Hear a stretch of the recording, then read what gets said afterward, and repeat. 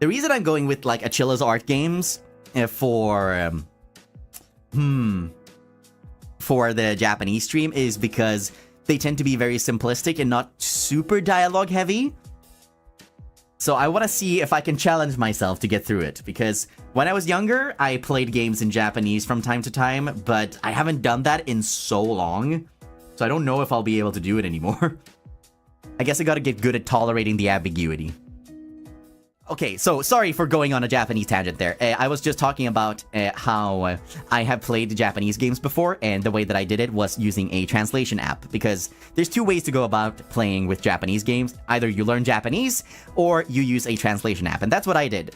A lot of the visual novels that I wanted to read when I was younger did not exist in English, but because I still wanted to read them, for example, in some of the original versions of the games that I like playing, for example, Da Capo, there's side characters that don't have roots, but in later re-releases of that, they actually introduce those roots. So I wanted to give those a try, but because I didn't speak Japanese very well, I decided to use a translation app.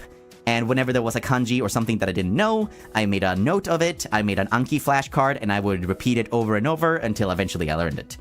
I was a much better student back then, and Ike back then was probably way better Japanese than I am right now. So because I'm not the best student. I'm not a good student. If you want to learn studying habits, you should probably not follow me. At least not present me. Follow young me. Young me knew what he was doing.